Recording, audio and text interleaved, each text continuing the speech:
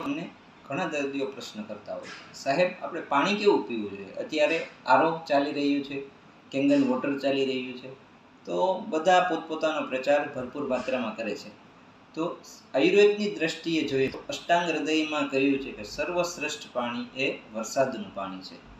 પૃથ્વી ઉપર વરસાદ રૂપે જે પડેલું પાણી એને આપણે સંગ્રહ કરીએ તે સર્વશ્રેષ્ઠ છે. તો તેના ગુણો ક્યાં ક્યાં કહેલા છે? તે જીવનીય છે, જીવન વધારનારું છે, એક અલગ પ્રકારની તૃપ્તિ આપે છે, હૃદય માટે હિતકારક છે, આહલાદકતા આપે છે, બુદ્ધિ વધારનારું છે, સ્વચ્છ હોય છે, અવ્યક્ત રસવાળું હોય છે, શીતળતા આપે છે, પચવામાં એકદમ લઘુ હોય છે અને અમૃત સમાન ગુણકારી છે. આ માટે વર્ષા ઋતુ દરમિયાન જે પાણી શુભ નક્ષત્રમાં પડેલું હોય છે ને આ પાણી જો ભૂમિના સંપર્કમાં ન આવેલું હોય અને આપણે એનો સંગ્રહ કરીએ તે પાણી